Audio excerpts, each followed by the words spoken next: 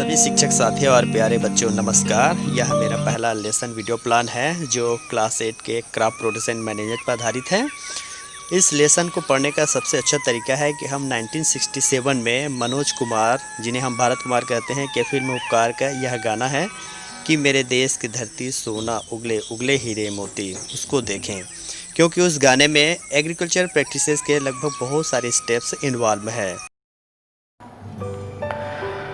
कृषि के विकास की कथा समाज के आर्थिक आधार से जुड़ी हुई है। प्राचीन काल से ही कृषि न केवल हमारी सभ्यता संस्कृति बल्कि मूल्यों की भी पहचान रही है।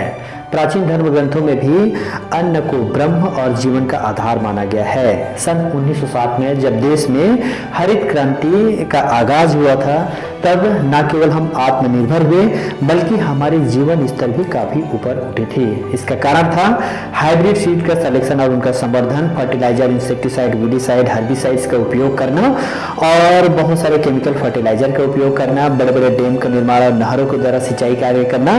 इसी तरह से कृषि उपकरणों में भी नवीनता लाना और पशुधन और पशु उत्पाद का भी संवर्धन करना, जैविक कृषि को बढ़ावा देना। कहने का तात्पर्य यह है कि इन बृहद नए टेक्नोलॉजी के चयन से ही हमारा देश आज अन्न के मामले में आत्मनिर्भर हुआ है।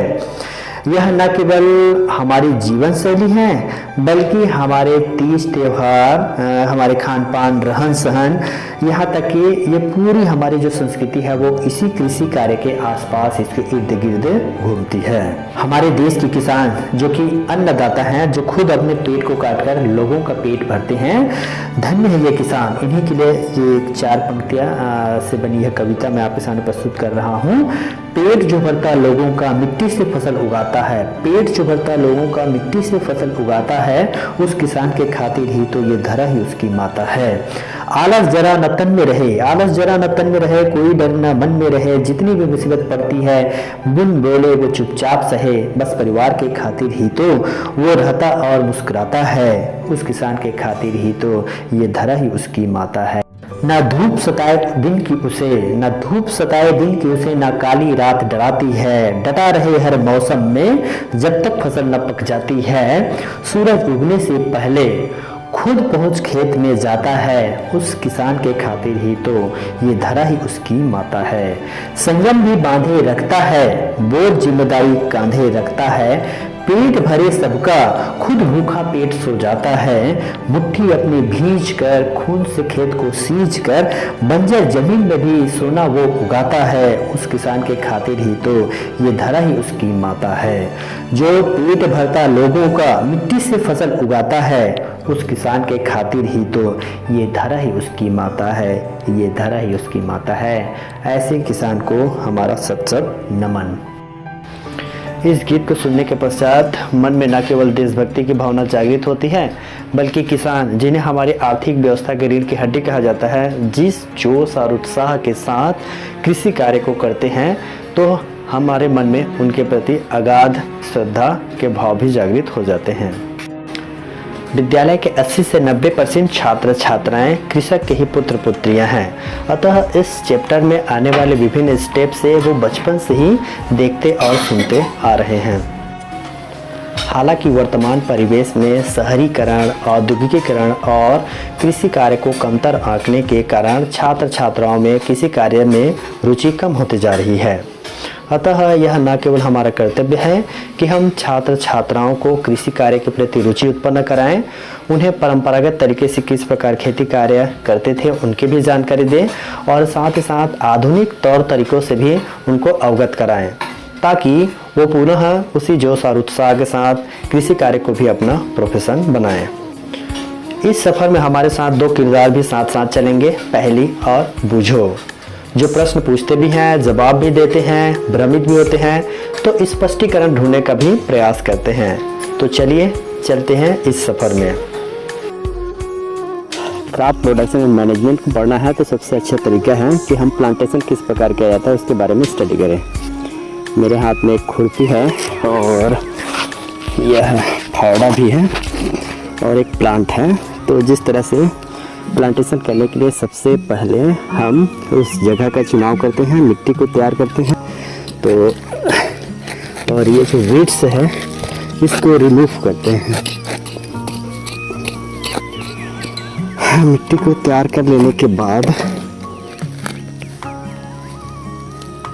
पौधा लगा लेते हैं और उसके पश्चात जो इसके आसपास के वेट्स है इसको अलग करने के बाद इसमें उचित मात्रा में खाद डाल देते हैं और उसके बाद पानी की सप्लाई करते हैं, पानी की पूर्ति करते हैं।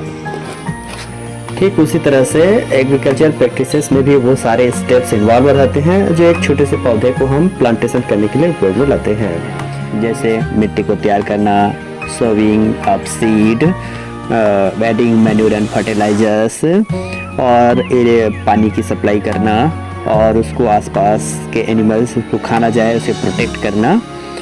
तो ये सारी प्रोसेस एक फसल लेने के समय भी उपयोग में लाई जाती है। इस चैप्टर्स में इन सारे प्रोसेस और स्टेप्स को हम विस्तार से स्टडी करेंगे, तो बने रहिए हमारे साथ। Till 10,000 BC, people were nomadic. They were wandering in groups from place to place in search of food and shelter. They ate raw fruits and vegetables and start hunting for animals for food. Later, they could cultivate land and produce rice, wheat, and other food crops. Thus was born agriculture. हमेशा घुमंतु प्राणी से आधुनिक सभ्य समाज बनने तक का सफर फसल उत्पादन के साथ ही प्रारंभ होता है, जिसे आज हम कृषि कहते हैं। Dear student, welcome to a new chapter, crop production and management. To provide food for a large population, regular production, proper management and distribution of food is necessary. When nomadic people settled and cultivated lands, they produced rice, wheat and other crops. Then agriculture was born. कहने का तात्पर्य यह है कि घुमड़ प्रवृत्ति को छोड़कर जब लोग एक साथ मिल करके धान, गेहूं इत्यादि फसल लेने लगे तो इस तरह से कृषि की शुरुआत हुई। And when plants of same kind are grown and cultivated one place on a large scale, then it is called crop.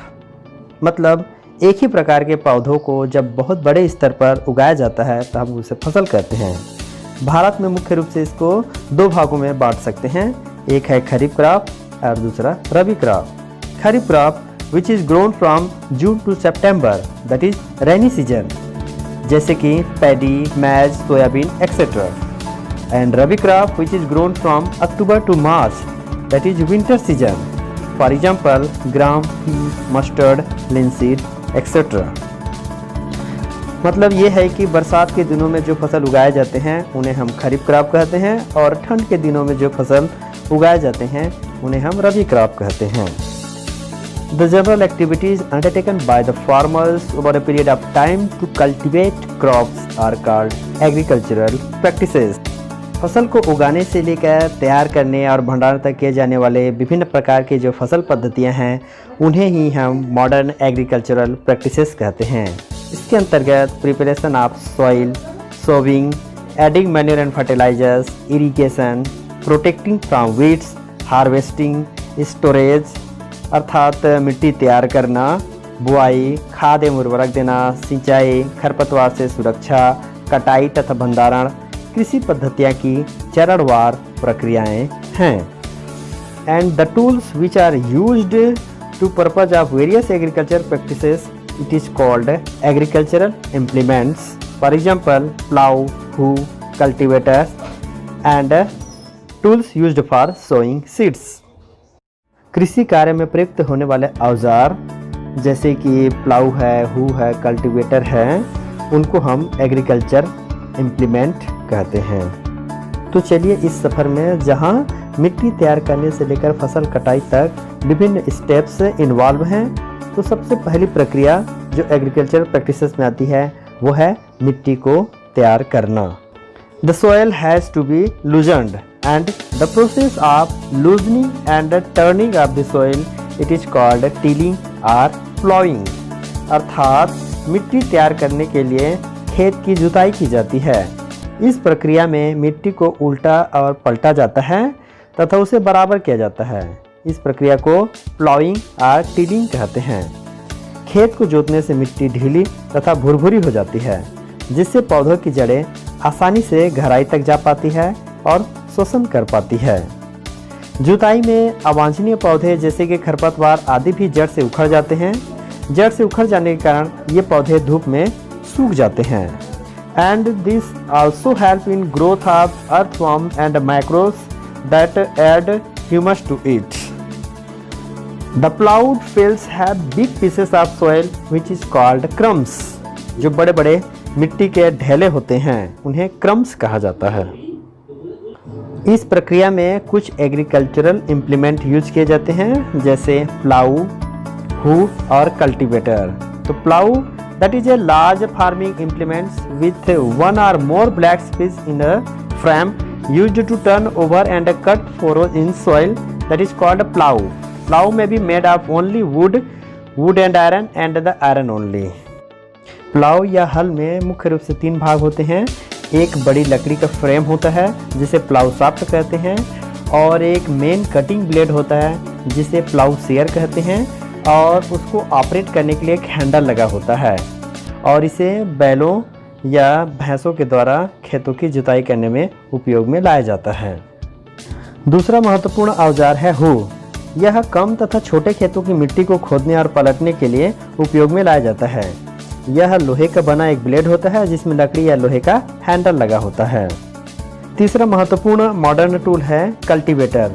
इसमें लोहे के बने हुए कई ब्लेड होते हैं जो कि मुख्य रूप से ट्रैक्टर के साथ जोड़कर उसका उपयोग खेत की जुताई के लिए किया जाता है। The next step of agriculture practices is how to select a good seeds and the spreading of these seeds into the field, that is called sowing. After preparation of soil, the second step of agriculture practices, that is sowing. Before sowing, it is a big task of a farmer how to select a good seed, because a good seed having high yield. कहने का तात्पर्य है कि अच्छा बीज का चुनाव हमेशा एक चुनौतीपूर्ण कार्य रहता है। हम एक एक्टिविटी के थ्रू समझते हैं कि किस तरह अच्छे बीज का चुनाव किया जाता है। मेरे हाथ में ये गेहूं है लगभग 100 ग्राम, और हमने एक बीकर में 500 ml के आसपास वाटर लिया है। तो हम क्या करते हैं, इसमें पूरी तरह से इनको डाल देते हैं। तो जो हॉलो सीड्स होते हैं, जो डैमेज सीड होते हैं, ये ऊपर तैर रहे हैं, और जो हैवी सीड होते हैं वो नीचे बैठ गए हैं। मैं आपको इसको दिखाने की कोशिश करता हूँ। जो बीज हल्के और खाली होते हैं ये ऊपर तैरने लगते हैं, जो कि खराब होते हैं, इन्हें रिजेक्ट कर दिया जाता है। और जो बीज स्वस्थ होते हैं वे भारी होते हैं और वो तली में बैठ जाते हैं। इनका ही चुनाव बीजों के बुआई में किया जाता है।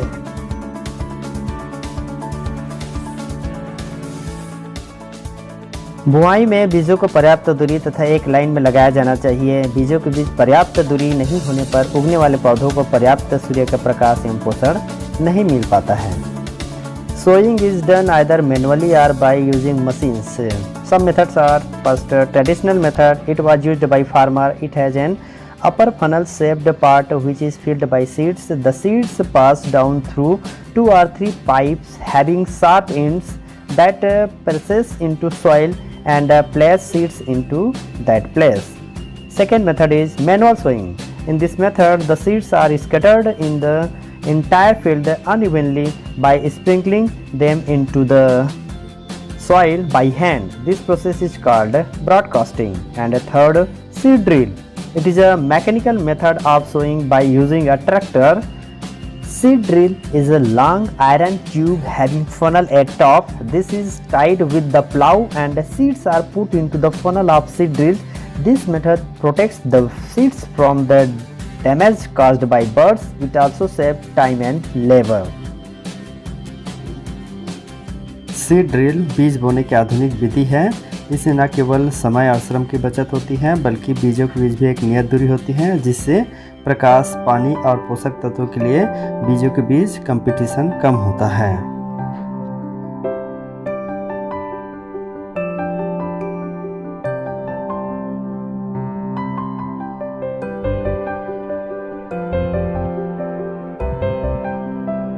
Adding manure and fertilizer. It is the third step of agricultural practices. The substances which are added to the soil in the form of nutrients for the healthy growth of plants are called manure and fertilizers. तो बुआई के बाद अच्छी पैदावार के लिए मिट्टी में खाद एवं उर्वरक मिलाया जाता है। खाद एवं उर्वरक दोनों का उपयोग खेत की उर्वरा शक्ति बढ़ाने के लिए भी किया जाता है। And the main difference between the fertilizer and manure it is a fertilizer is an inorganic source but manure is an organic substance which is obtained from the decomposition of cattle dung, human waste and plant residues. A fertilizer is prepared in factories but manure can be prepared in the field. A fertilizer does not provide any humus to the soils but manure provide a lot of humus to the soil. Fertilizers are very rich in plant nutrients like nitrogen, phosphorus and potassium. But manure is relatively less rich in plant nutrients. दोनों का अपना महत्व है, लेकिन अगर पर्यावरण और मिट्टी की दृष्टि से देखा जाए तो खाद ज़्यादा उपयोगी है क्योंकि it enhances the water holding capacity of the soil. It makes the soil porous due to which exchange of gases becomes easy. It increases the number of friendly microbes and it improves the texture of the soil. कहने का तात्पर्य है कि जो खाद है वो ना केवल मिट्टी की वाटर होल्डिंग कैपेसिटी को बढ़ाता है बल्कि उसको पोरस भी करता है, साथ ही साथ वो फ्रेंडली माइक्रोब्स की संख्या को भी बढ़ाता है और जो सॉइल का टेक्सचर है उसको भी इम्प्रूव करता है। उस दृष्टि से देखा जाए तो खाद ज़्यादा महत्वपूर्ण और इको फ्रेंडली है। साथ ही साथ इस बात को भी ध्यान में रखा जाता है कि खेतों की उर्वरा शक्ति दो फसलों के बीच खेत को खाली छोड़ देने से भी बढ़ता है। एक फसल के बाद दूसरी फसल का एकांतर क्रम में उगाया जाना फसल चक्रण कहलाता है। तो फसल चक्रण और खेतों को खुला छोड़ देना ये दोनों भी उर्वरा शक्ति को बढ़ाते हैं मिट्टी की। और एक और महत्वपूर्ण चीज़ है जिससे मिट्टी में प्राकृतिक रूप से नाइट्रोजन का पुनः भरपाई होता है, वह है नाइट्रोजन फिक्सेशन, नाइट्रोजन स्थिरीकरण। फलीदार तथा दाल के पौधों को नाइट्रोजन स्थिरीकरण करने वाले पौधों के नाम से जाना जाता है। इन दोनों पौधों की जड़ों में एक महत्वपूर्ण बैक्टीरिया पाया जाता है जिसे राइजोबियम कहा जाता है। इन लेग्यूम प्लांट और राइजोबियम के बीच के संबंध को ही सहजीवी संबंध कहा जाता है। इन लेग्यूम और ग्राम वाले फसलों को उगाए जाने के बाद दूसरे फसल को उगाने पर प्रायः उर्वरक या खाद देने की आवश्यकता नहीं होती है। फसल चक्रण का यह एक महत्वपूर्ण तरीका भी है।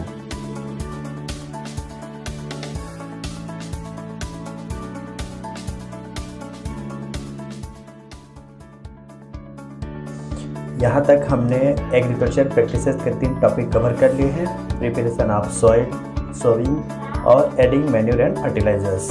तीनों टॉपिक कवर करने के पश्चात इस स्लाइड में एक एक्टिविटी है जिसे आप अपने लेवल पे कर सकते हैं। तो इसको प्रैक्टिकल कॉपी में नोट कीजिए और फिर आगे बढ़ते हैं।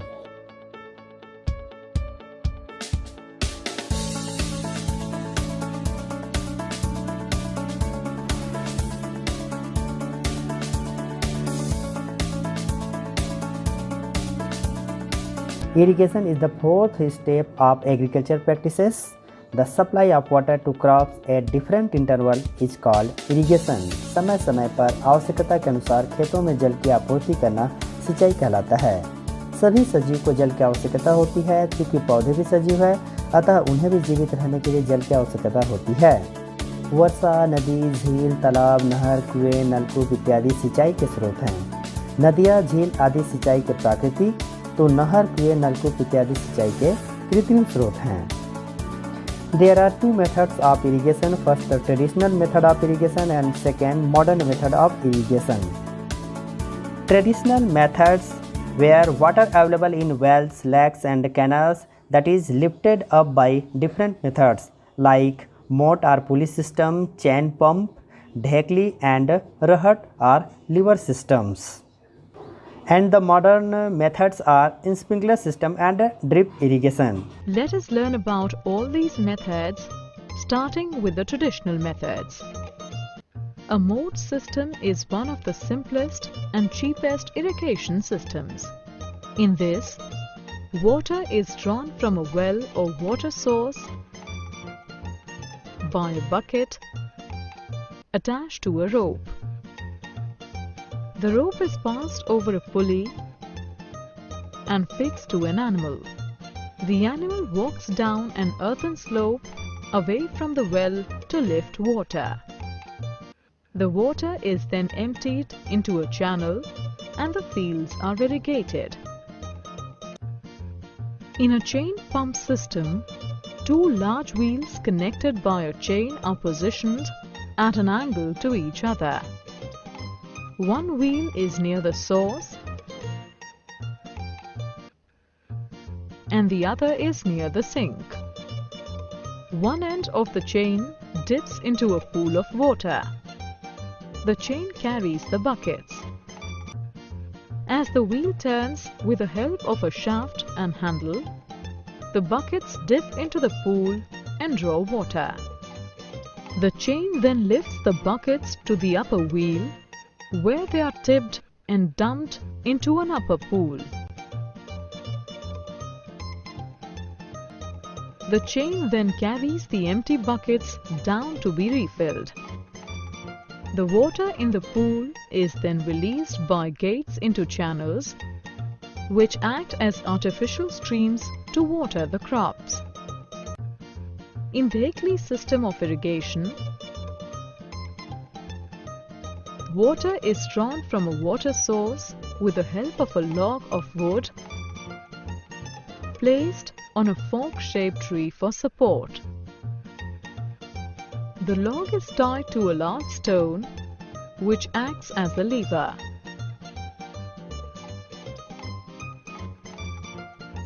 A bucket is tied to the other end of the log. During irrigation, the rope tied to the bucket is pulled down so that the bucket goes into the water source and fills up with water. The bucket is again drawn up by pulling up the rope. The water is then collected manually and poured into the channels. Rahat system of irrigation involves two wheels, one placed vertically over a water source, typically an open well, and the other placed horizontally at a distance. A belt of buckets is fixed to the first wheel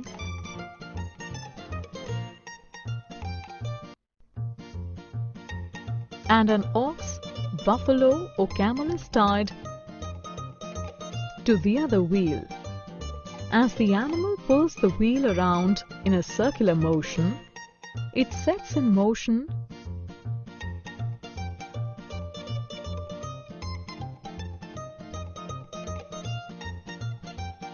the first wheel with the buckets, which draw water from the water source,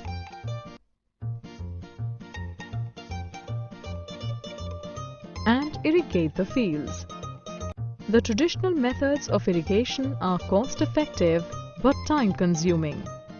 Thus, these methods have been replaced with drip system and sprinkler system. Let us learn about these two methods in detail. Sprinkler system में पानी को छिड़काव के रूप में दिया जाता है, जिसमें पानी पौधों पर वर्षा की बूंदों जैसे पड़ती है। यह पानी की बचत और उत्पादन की अधिक पैदावार के लिहाज से अति उपयोगी एवं वैज्ञानिक तरीका मानी गई है। स्प्रिंकलर सिस्टम में मेन पाइपलाइन के ऊपर पर एक रोटेटिंग नोजल्स होते हैं। जब पानी प्रेशर के साथ इन पाइपलाइन से होकर गुजरता है तो पानी उन नोजल्स के थ्रू बारिश की तरह ज़मीन पर पड़ता है। Sprinkler systems having rotating nozzles sprinkles waters as it is raining. It is very useful for sandy soil and uneven land where sufficient water is not available. And the second most important system is drip irrigation, where water falls drop by drops into the roots. It is very useful for fruit and vegetable crops. जबकि drip system में सीधे पौधे की जड़ों के पास मुख्य pipeline से छोटे छोटे छेद के थ्रू पानी बूंद बूंद करके पौधे की जड़ों को प्राप्त होते हैं। यह दोनों ही विधियां जल की बचत करती हैं और उन जगहों के लिए बहुत महत्वपूर्ण है जहां पानी की उपलब्धता बहुत कम होती है। Both the modern methods are very useful for where availability of water is very poor. Another most important step, that is harvesting and threshing. When crop get matured and turns yellow, golden or brown, this is the time when crop should be cut. Cutting of crop is known as harvesting. Harvesting is either done manually by a sickle or by a machine which is called harvester. Harvested crop is further dried and then animals such as bullock, buffaloes, camels are made to walk over it. The grains are separated from the chaff with the help of wind, which is called winnowing. The whole process of separation of the grains from the harvested crop, that is known as threshing. फसल तैयार हो जाने के बाद फसल को काटने की जो प्रक्रिया है वही कटाई कहलाती है। कटाई के बाद फसल से दाने और भूसे को अलग किया जाता है। फसल से दाने और भूसे के जो अलग करने की प्रक्रिया है उसे ही थ्रेसिंग कहते हैं। छोटे किसान अनाज के दानों को फटक कर अलग करते हैं, तो दानों को भूसे से अलग करना कुछ बड़े किसान भी होते हैं जो इस कार्य हेतु बड़े मशीनों का उपयोग करते हैं, जिन्हें कंबाइन कहा जाता है, जिसमें हार्वेस्टिंग और थ्रेसिंग दोनों होती है।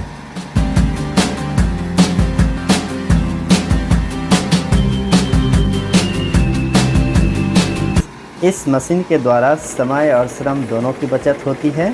साथ ही साथ अनाज वाले पौधों को उनके बालियों से बीजों को अलग करके सीधे मंडियों में बेचा जा सकता है।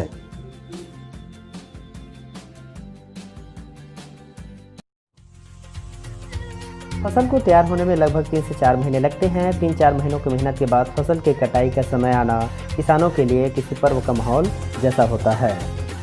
होली, पोंगल, वैसाखी, दिवाली, बिहू आदि कटाई ऋतु के साथ जुड़े जिन्हें किसान हर्ष उल्लास के साथ मनाते हैं। वैसे भी हमारा देश त्योहारों का देश कहलाता है। विभिन्न राज्यों में किस तरह ये त्यौहार मनाए जाते हैं।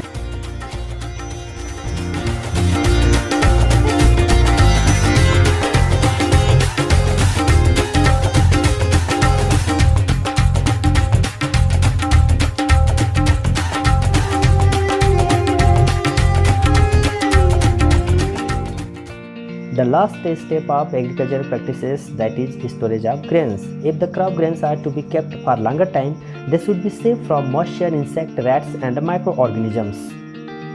So, the grains obtained by threshing are dried in the open. The dried grains are stored in gunny bags and placed in properly ventilated cemented halls known as godowns. Farmers keep dried grains in jute bags or metallic bins or mud bins. Large-scale storage of grains is done in silos and granaries. For storing large quantities of grains in big godowns, specific chemical treatment are used to protect them from pests and microorganisms. फसल के दानों को अधिक समय तक सुरक्षित रखने की प्रक्रिया ही भंडारण कहलाती है। यह भी एक बहुत महत्वपूर्ण कदम है। छोटे किसान फसल के दानों को ड्रम, कोठी, बोरे आदि में सुरक्षित रखते हैं, जबकि बड़े पैमाने पर फसल के दानों को गोडाउन्स में सुरक्षित रखा जाता है। छोटे स्तर पर फसल के दानों को भंडारण करने से पूर्व उनमें नीम के पत्तों को भी सुखाकर मिलाया जाता है, जबकि बड़े भंडार गृहों में अनाज के दानों को सुरक्षित रखने के लिए उसमें कुछ इंसेक्टिसाइड्स या पेस्टिसाइड का उपयोग किया जाता है। बहुत सारा खाद्य पदार्थ हमें जंतुओं से भी प्राप्त होता है, जैसे दूध, दही, मिठाइयाँ, घी, पनीर, मांस, अंडे इत्यादि। इसके लिए पशुओं का पालन किया जाता है। तो पालतू पशुओं का बड़े पैमाने पर पालन तथा उनका देखभाल करना ही पशुपालन कहलाता है। Food is also obtained from animals, for which animals are reared and provided with proper food, shelter and care. When done on a large scale, it is called animal husbandry. विज्ञान की वह शाखा है जिसके अंतर्गत पालतू पशुओं के विभिन्न पक्षों जैसे भोजन, आश्रय, स्वास्थ्य, प्रजनन आदि का अध्ययन किया जाता है। गाय, भेड़, ऊँट व सुअर पालन, मवेशी और भैंस पालन, मुर्गी व बत्तख पालन, मधुमक्खी पालन इत्यादि पशुपालन का बहुत ही महत्वपूर्ण स्थान है। देश के लगभग 70% आबादी कृषि एवं पशुपालन पर निर्भर है।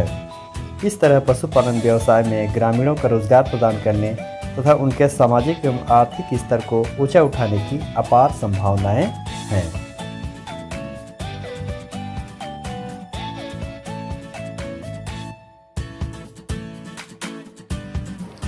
इस अंतिम टॉपिक के साथ यह यूनिट कंप्लीट होता है। इस यूनिट को पूरा करने के लिए हमने बहुत सारे एनिमेशंस, पिक्चर्स, क्लिप्स का और बहुत सारे इन्फॉर्मेशन हमने कलेक्ट करके आपके सामने प्रस्तुत किया है।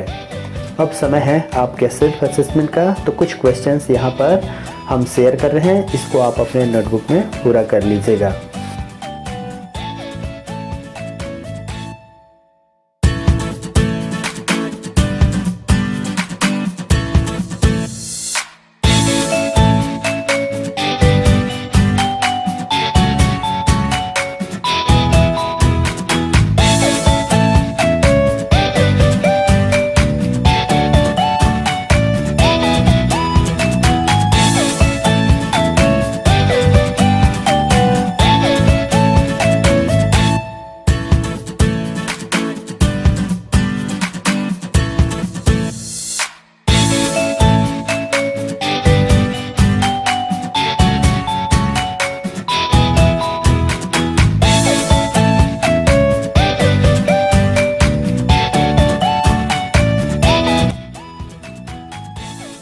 चेहरा लटकाने से काम नहीं चलेगा। शुरू हो जाइए कॉपी और पेन लेकर और चलिए मेरे साथ शुरू करते हैं। Your time is start.